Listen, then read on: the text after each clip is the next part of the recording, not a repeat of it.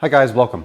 Today we're going to be working on installing a stereo in this 2015 GLK350. So I have a background in electronics and stereo. I worked in IT for the last 10 years, but previous to that I worked at a stereo shop and I sold and installed electronics. That could have been speakers, radios, subwoofers, remote car starters, headrest and overhead DVDs, a variety of different things. So we're talking like, late 2000s, like 2004 through 2012-ish.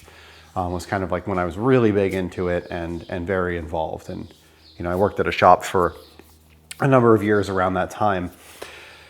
So I have a background in it, but it is pretty easy to do. And I'm going to talk through like just some of the things that I'm planning to do to this vehicle and the why, and just kind of try to guide you if you're interested in improving the sound of your own vehicle on some options that you might have. What's going to be easy versus what's going to be hard. Audio is one of those things that you could spend $500 on a system or you could spend $50,000 on a system, and there's a lot of in between. There are definitely diminishing returns when you get to a certain point where you're spending a significant amount more money and you're only getting very, very, very minor changes. But I would say, a reasonable starting point minimum budget is usually somewhere in the $500 to $1,000 range to do something simple like adding a subwoofer. And then, going on from there, if you get into like the $3,000 range, you tend to be able to do something that's really killer where you've got multiple amplifiers, subwoofer, speakers in your doors, a variety of components that are changed out, and really something that transforms the sound of the vehicle. And honestly, if you're doing the installation yourself, you're probably closer to like the $1,500 to $2,000 range. The $3,000 would typically be like with somebody professionally installing it. So there are a couple components that make up a stereo inside a car. Typically you have whatever the source is, so we call that the head unit, or the source, or whatever. It's the CD player, it's the MP3 player, it's whatever's in your dash, the CarPlay unit, or maybe it's just an AM/FM radio like that Corolla that I have out there. Could be something really simple, could be something really extravagant. Replacing a factory head unit in most cars will yield a pretty big difference. Because in many cars, especially, we're talking like cars from the 90s and early 2000s, that head unit, that thing in the dash, is what's actually powering all of your speakers. So when you replace that with something new, you often gain new capabilities. You often, like CarPlay, you often gain additional power. And with more power, you tend to get better sound, you tend to get better bass, better dynamics. You might get more adjustability. Most factory head units only have like a basic bass and treble control, but an aftermarket one might have like a 5-band EQ or a parametric EQ. Some of them even have like time alignment stuff where you can say, well, all of these speakers are this distance from me, and it makes them play so the sound hits you at the same time. So you can tend to get a lot more out of an aftermarket head unit. Then there are speakers. So in the door of most cars, you have speakers. Sometimes it's in the door, sometimes in the dash, sometimes they're in a variety of different places. But most factory speakers are paper cone speakers. So this here is a factory speaker. Now this is from a Mercedes-Benz GLC43. It's a paper cone speaker, you can see. And these are very efficient, very light, but they are not capable of handling a lot of power. They tend to have very limited range of motion, like the amount that it can actually move in and out is pretty small. So they can't reproduce noises that are loud or bass heavy without often distorting or struggling in some way. So when you get into the aftermarket speakers, this is a Focal. This is about $500, what's in my hand here.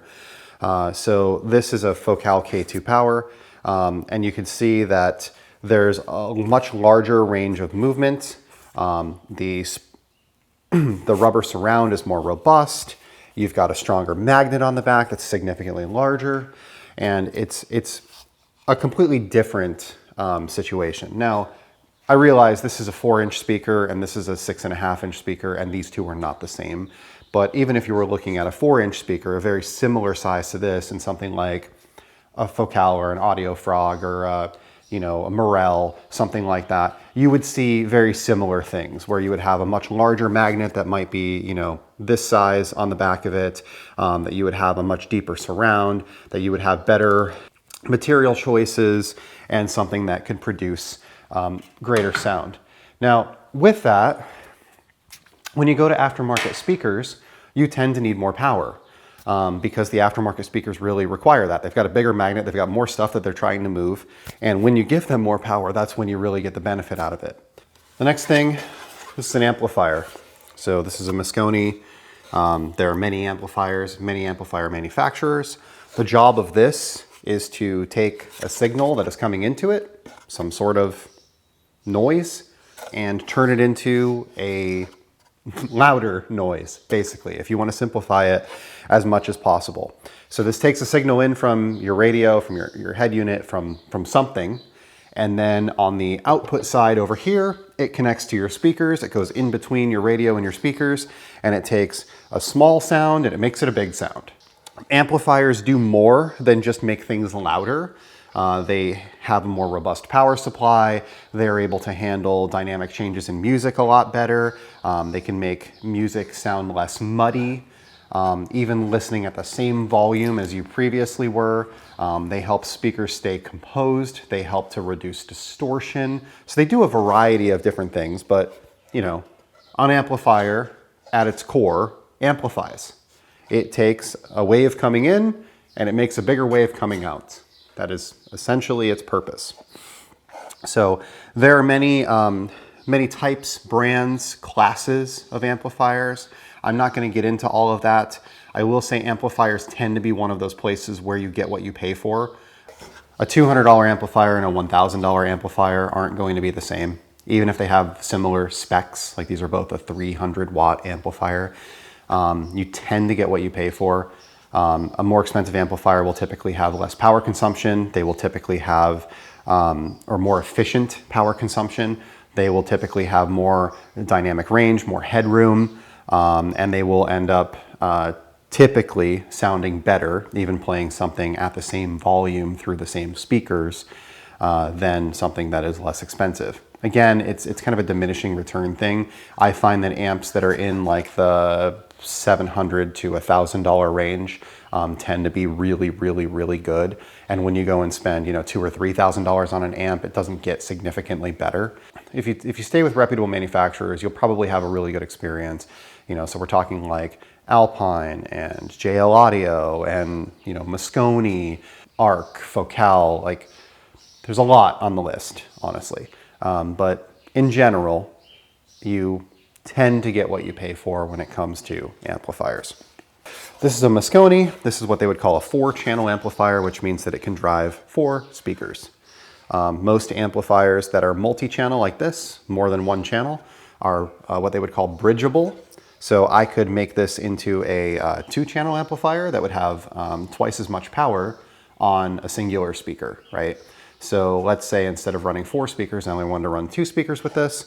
Instead of it being 140 watts by 4, it would be something like 260 by 2.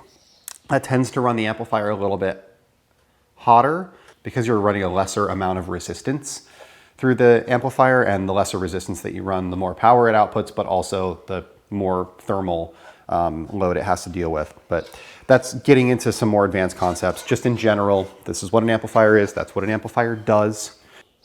This here is a subwoofer. A subwoofer has one job, and that's to produce bass. So when you're listening to music, music has highs and it has lows. So you think of like Mariah Carey versus a kick drum or a bass guitar or something along those lines, right? When we look at speakers, a smaller speaker is really designed to play higher frequencies. So something like this tweeter, this 1-inch tweeter, is really designed for like 4,000 hertz and up. Something like this speaker is designed for 80 to 4,000 hertz. So that's like where my voice is, right? You know, right around this range. And then something like that subwoofer that I was just holding is designed for really sub 120 hertz, maybe down to like 20 to 120, somewhere thereabouts. So really we're talking about the thump, the you know, like I said, the bass, the kick drum, those types of noises tend to want to come out of a subwoofer, or should come out of a subwoofer, a larger speaker, where, you know, a lower vocal range or lower instruments would normally come out of something like this, and higher instruments and vocal range would come out of something like this. Subwoofers can come in a variety of sizes. There are manufacturers that make 6.5 inch subwoofers, which 6.5 isn't really, it's a very unique situation where a 6.5 makes sense. Typically, I would say we start off with an 8. An 8 would be good for like small cabins, pickup trucks, things like that. I used to have a Nissan Frontier. I had an 8 in it. It worked very well. Didn't take up a lot of the extended cab. Then there are other, you know, 10 inch, 12 inch, 15 inch would be kind of the popular sizes.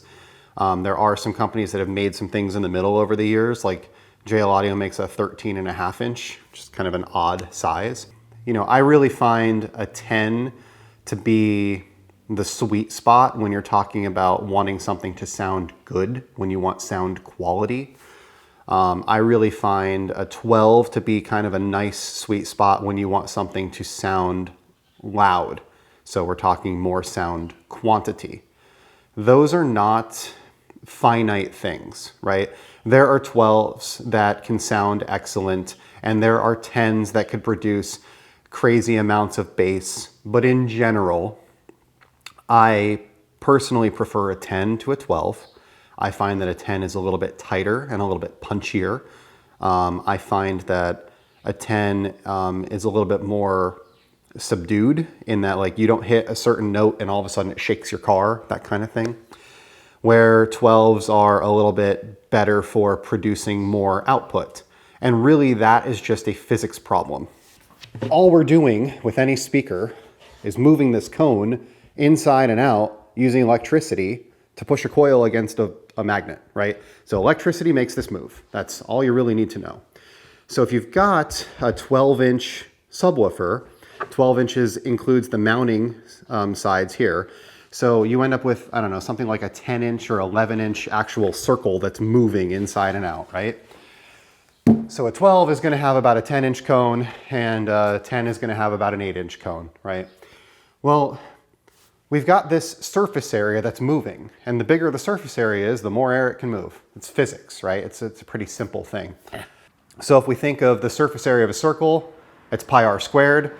So if we've got, you know, a 10-inch sub, it's going to have about an 8-inch diameter of the cone that actually moves. So the radius would be 4. So we're 16 pi, 4 squared times pi. Where this guy that's a 12-inch is going to have about a 10-inch circle. So we're about 25 pi, right? 5 would be the radius, 5 squared is 25 pi. So 25 pi compared to 16 pi, this is going to produce about 1.5 times the amount of air movement that a 10 will. And there are other things that go into that, like there are some 10s that are real deep and they can move a lot further forward and backwards so they can still move more air. And like there are tricks that manufacturers use to get around this, but typically a 12 is going to produce about 1.5x the output of a similar 10.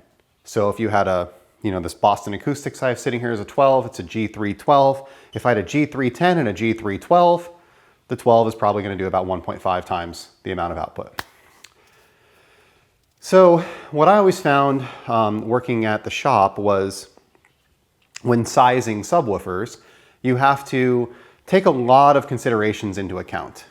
Subwoofers tend to be a really good bang for your buck because most cars from the manufacturer do not have one. So this Mercedes does not have a subwoofer from the factory. That Mini over there has kind of, it's a 6-inch and it's below the seat, and like that's what BMW does. The Harman Kardon systems in BMWs are like a little 6-inch speaker that's down below the seat, and there's one on each side. So it kind of has a sub, but not really. They call it a sub, but it's not a sub in the way that a traditional sub is a sub. It's kind of a pseudo sub. Same thing with the, Jessica's Mercedes, which is outside. And if you have a, I don't know, 2008 Honda Civic, it doesn't have a sub in it from the factory. A lot of vehicles, newer vehicles, or a lot of vehicles in general from the factory do not have subwoofers in them. Some do, but when they do, they typically end up small. They typically end up a little anemic, and that's because the manufacturer is dealing with packaging and space constraints and cost. A subwoofer like this, that one is probably $400 for an individual sub. The one that a manufacturer is going to put in your car from the factory is probably $18, maybe even less. So, obviously, like, there is an order of magnitude of quality that you're going to get with an aftermarket sub. When people used to come into the shop and they wanted their car to sound better, we would typically go out and listen to, a couple things on it, and I would ask them what they're looking for. What are they trying to get out of this? And I would say the biggest complaint that I had was that people wanted more bass or more power. And that could be solved in a couple of ways, but the way that was kind of the best bang for your buck to solve it was to add a subwoofer. You can add a subwoofer to any car, anything. There is a way to do it. It's very simple. You can pull signals off of speaker wires. There's a variety of ways that you can tap into the system, but you can add a subwoofer to just about anything. We put them in boats, like you can put them in anything you want to. But what that does when you add a subwoofer is it allows you to have something that is specialized playing all of the bass notes. And that means that this guy doesn't have to anymore, your speaker, right? And you can make it so your speaker is just playing the mid-range sounds and the subwoofer is doing just the bass. So now you've got like the specialization of resources where this speaker does really what it's designed to do from a physics perspective, and the subwoofer is taking over the bass. So then you end up with a little bit more bass, a little bit more thump, and a little bit more clarity out of your speakers because you can EQ out some of the bass that was normally in the speakers and get them in their sweet spot so they're doing a little bit better. The next thing that we would typically do is we would say, okay, let's change out your head unit to something aftermarket. In some cars, that's really easy. Again, going back to my example about the 2008 Honda Civic.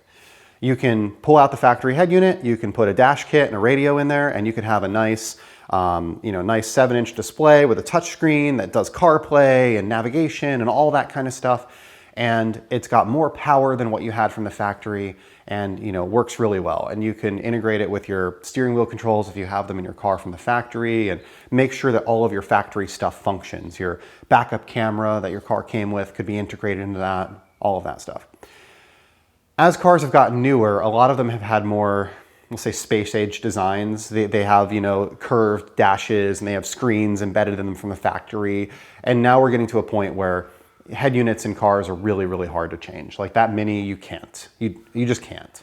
Something like this Mercedes is also darn near impossible. You could, but there's an upper screen that would end up going, it does nothing then at that point. And the screen that's in here, or the radio that's in here, technically controls some other functions for the computer of the car. So that makes it like where you could potentially lose functionality or have issues doing diagnostics because of it. So you need to then hide the factory radio somewhere else in the car that you're not using, and it gets a little crazy. But we've only really seen that in like the last 10 years. Most cars were built like 2012 and older.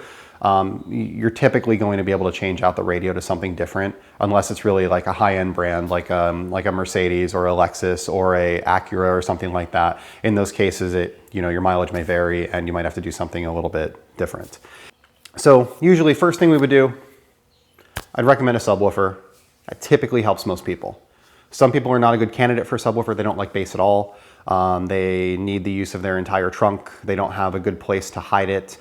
We can often get creative with mounting solutions, put them in a spare tire well, build a fiberglass box in the corner of your trunk that doesn't take up space, things like that. But then you're getting into really expensive installations. So it might not be worth it to certain people.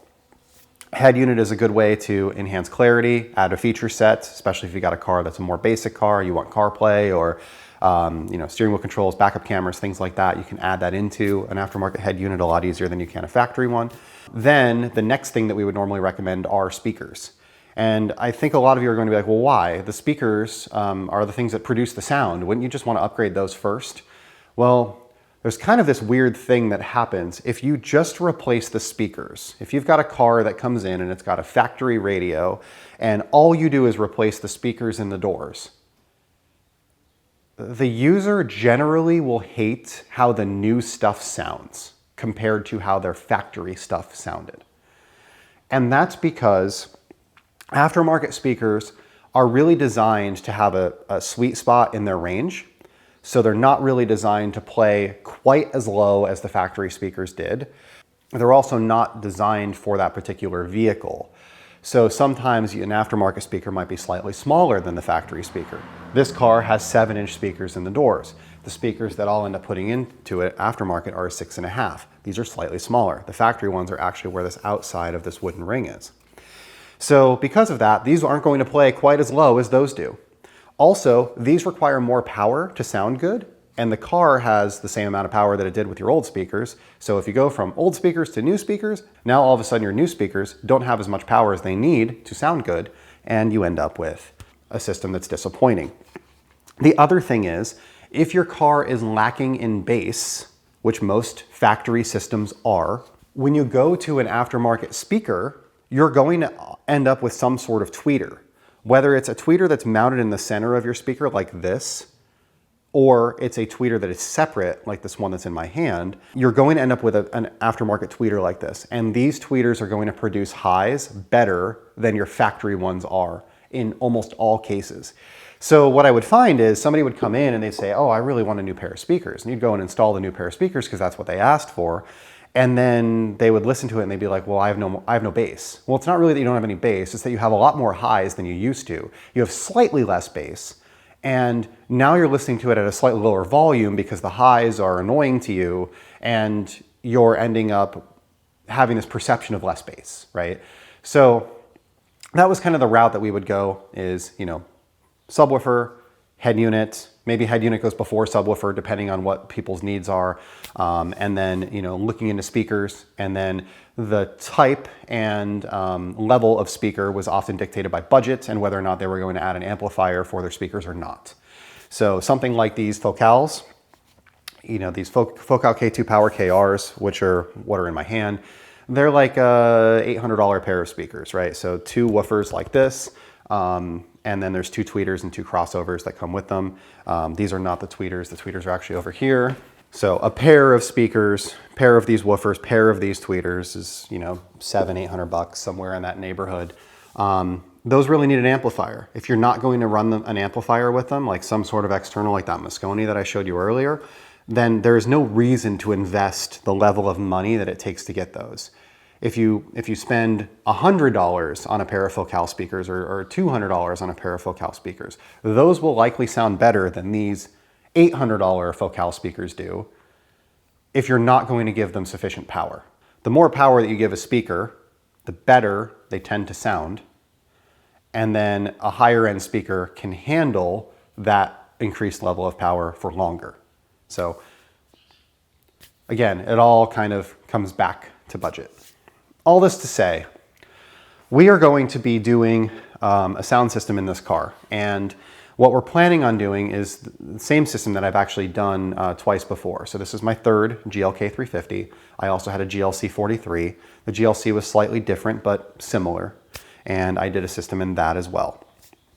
So what we're going to do is we're going to replace the speakers in the doors, the factory speakers that are there, with these Focal speakers. These are Focal K2 Power 165 KR. That's the part number. These are 8 years old, 7 years old. That's another one of those things. You invest in quality products. You can use them car to car to car to car. This will be the 3rd car these are installed in, maybe 4th car these were installed in. We're going to use one of these 2 sets of tweeters. I'm not quite sure yet. I have these Focals. They're KR. These are K2s that match those. And then I also have these Hertz Centos. These were in the GLC43. I don't really want to get into speaker material here, but let's just say, like, when you see a speaker that has a hard, shiny material like that, something like this is going to tend to sound a little bit more shrill and a little bit more harsh on the highs than something like this that has that nice smooth dome. And that's why I like the Dynaudio speakers in the garage, because they have a silk dome just like these do. So the focals can likely output a little bit more, but I find highs very fatiguing, so I like those Hertz because they're silk dome. So we're going to install speakers in the doors. We're going to install the subwoofer in the back. I'm probably going to get a new 10 for this. The 10-inch subwoofer that I used to have in this is actually, I sold it in the Mini. The gray and red 2016 Mini Cooper that I sold recently. I had the subwoofer that was in my previous GLK in that car, and the buyer wanted it, so I left it. We're going to be installing amplifiers. So this Moscone amplifier is going to run my speakers. This is a 4-channel amp. I'm only going to use it on the front 2 doors, but we're going to use that as 4 channels. So I'm going to power the woofers and the tweeters separately, and we'll talk about why at some point during this process. This is an amplifier specifically for the subwoofer. This is an Alpine PDX M12. This is an old amp, actually, and these were fantastic 12 years ago. This was a great amp, and this was, I don't know, $1,000 at the time. But you can pick something like this up on eBay for 300 bucks now, thereabouts, 300, 350. So, that might be an option too if you're on a budget. Check out eBay, check out, used listings. Obviously, you need to be careful, find somebody with a reputable rating, decent feedback, stuff like that. You don't want to get burned on some piece of crap that's, used or broken or was beaten or, whatever. This is a 1200 watt mono amp. Mono means that it only has one output. So this is going to take speakers in. It's going to power one subwoofer. So this will be my subwoofer amp. We're going to be keeping the factory head unit in this car.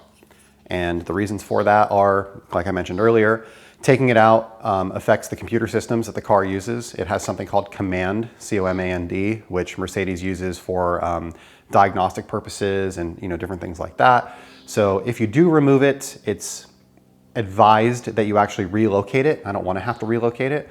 It also has a lot of functions. It has an SD card reader, it has USB inputs, it has an auxiliary input. I've retrofitted CarPlay. It's got a CD player, it's got a hard drive that it can store media on, it's got built-in navigation. It's actually a pretty full-featured radio from the factory.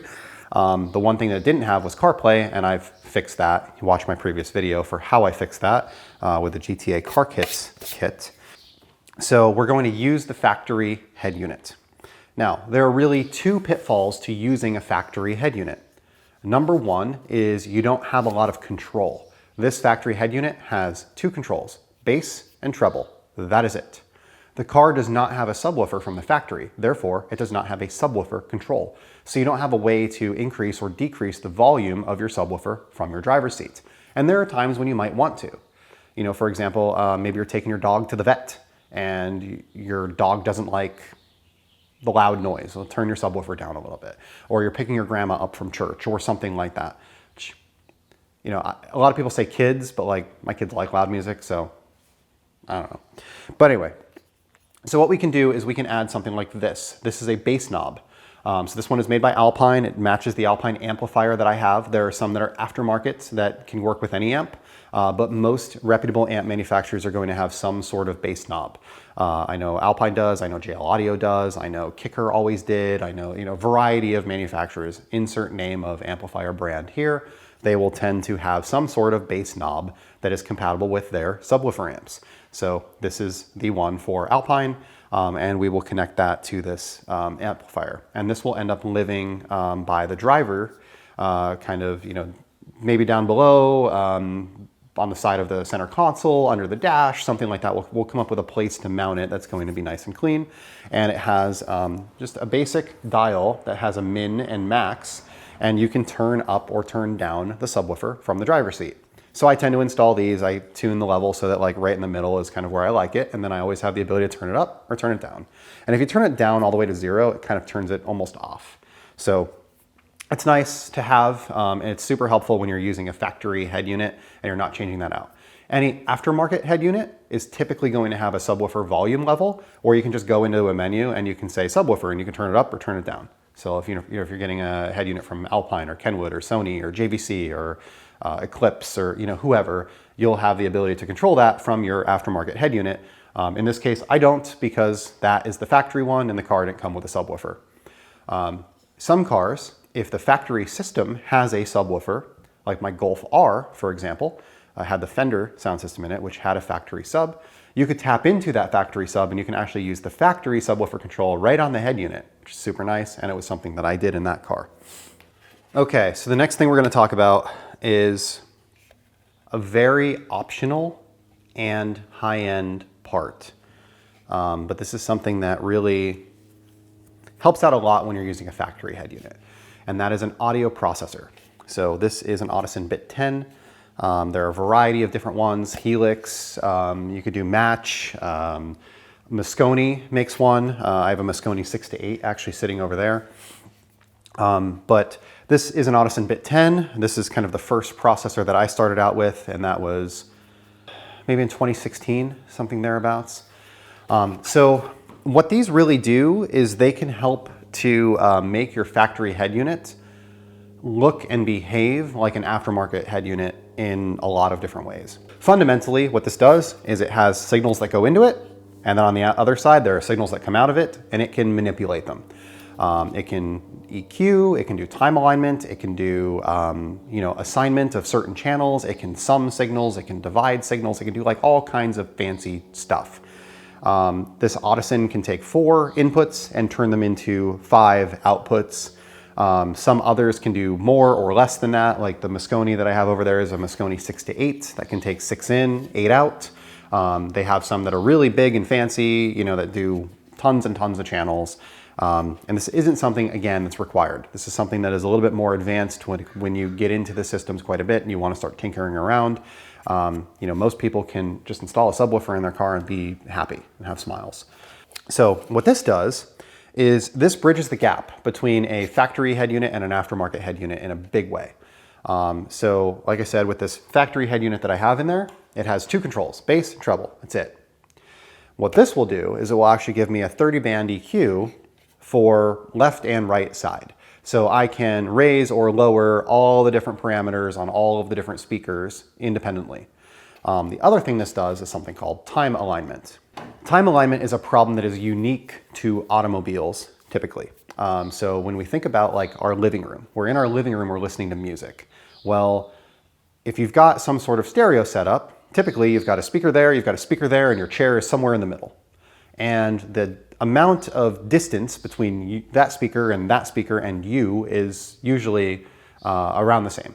So they always recommend like an equilateral triangle. The distance from there to here, these should all be the same line, right? In a car, we don't really have a choice in that. We're in the driver's seat. So if you're in the driver's seat, well, I've got a speaker that's down here by my knee. I've got a speaker that's, up here on the front door. I've got a speaker that's way over there on the passenger side. I've got speakers in the back. I've got speakers in the door. So the speaker that is the closest to you is typically the tweeter on the driver's side, if you have one. And that's usually up high in the door, usually behind the mirror. So mine's like right here in the car. So that one's like 3 feet away from my ears. The one in my driver's door down the bottom by my feet is like 5 feet away. The one on the passenger side is like 5 feet away, and the one on the passenger side door is like 7 feet away. So I've got a speaker that's 3 feet away and a speaker that's 7 feet away. Like it's drastically different, right? What you run into with that is that all of these speakers are producing the same sounds at the same time, but the amount of time that it takes for those to get from the speaker to your ear is actually different, right? Because this one is closer and that one's further away. And sound waves, light waves, whatever they are, waves that travel through the air take time to do so. Now, it happens very quickly, so generally it's not a huge deal, and it's something that we've just always dealt with, but it's one of the things that can make cars sound worse than, houses. But really, cars should be able to sound fantastic because cars have sound deadening materials, because cars have a nice enclosed cabin, and all of that. Like, a car should be able to sound good.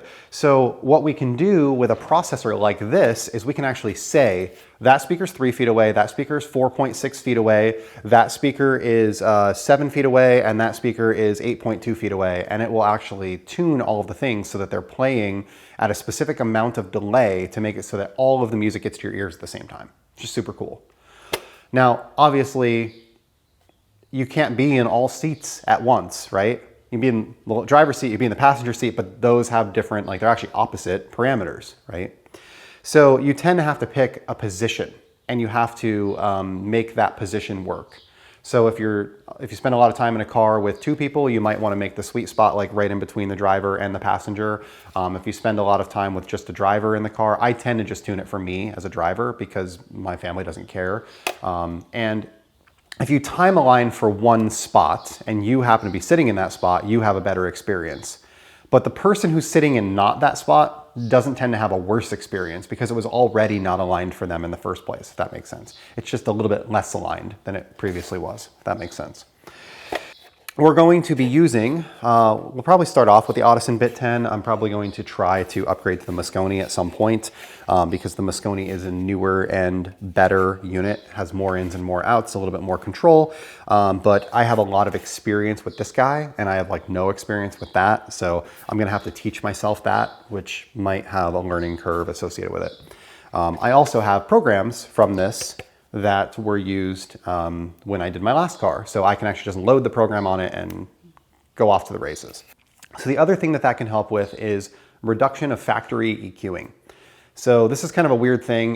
When an automotive manufacturer is designing a sound system, they know that there are going to be inherent issues within the car, right? There's going to be rattles from this or that, or this reflection or that reflection, or this speaker performs this way or that way. So most automotive manufacturers are going to do some sort of measurement during the development stages, and they're going to say, oh, we need to adjust the EQ in the factory radio by such and such amount so it doesn't sound terrible. And they will often build that into the factory head unit. So the factory head unit, when it's at 0 and 0, it really isn't 0 and 0. There's usually some sort of accommodation that's built into that head unit that is there to account for the speakers and the car and the placement and the construction and all of that. Now we're changing all of that, right? We're changing the speakers, we're changing the positioning, we're changing the amplifiers, we're changing all of this stuff. So now that isn't the case. So what this guy will allow you to do is there's actually a test track that you play through your radio, and this will remove any factory EQing and make it so the radio is flat. Now you've got a flat bass line that you're starting with, and you can tune from there. So it does help to remove some of those things and get you closer to a bass line to begin with and give you a lot more options and customization and adjustability. I'm gonna be honest with you. I'm 37, I've had 32 cars. Every single one of them has had a sound system in it almost. Everything that was a daily for me at least. In most situations, most people can be happy just add a sub, put a smile on your face, be on your way. Most of my vehicles were set up in that way. Doing something as advanced as this is a lot. You can end up with a much better outcome at the end, but you are raising the amount of money that you're spending by quite a bit. Processors are expensive. We're talking $300-ish on a used market, up to maybe $1,000 for something that's new, latest and greatest, something along those lines. But you can pick up something like this on eBay as well. This is probably $200 on eBay right now. So let's just put that out there. These are available and you can get them, and they are pretty easy to install. If we add up all of the components and things that I'm going to put into this car, just to be transparent, retail would have probably been $4,000, give or take, somewhere thereabouts. About $800 for the speakers. I've got 2 amplifiers that are in the $1,000 range. The subwoofer is about $500. The processor here. All of this stuff could currently be purchased on the used market for less than half of the cost. You can typically find deals on these things. Margins in car audio are very high. Margins on speakers from most manufacturers are about 60%. Margins on subwoofers are very similar to that. Amplifiers and head units tend to be closer to like 30% margin. So all this to say, like, if you're looking at a speaker and the speaker retails for $1,000 and they've got it on sale for $800, they're probably paying about $400 for that speaker. So they are still making money on it, and there is still room for negotiation. There is still room for things to be cheaper. Oftentimes you can find open box deals, you can find returns or refurbs or different things like that. Those are good ways that you can save a lot of money. I'm not necessarily always about saving money, but if you went to buy all of this stuff that's 10 years old and performs fantastically well, it's probably $2,000 right now, $1,500, $2,000, something thereabouts. So that's all. That's going to be an intro video. It's kind of long. I hope that you guys didn't find it too boring. Try to be informative, try to teach a little bit in some of the stuff. My next one is going to be more layouts, talking about what I'm installing where, wiring, that kind of stuff.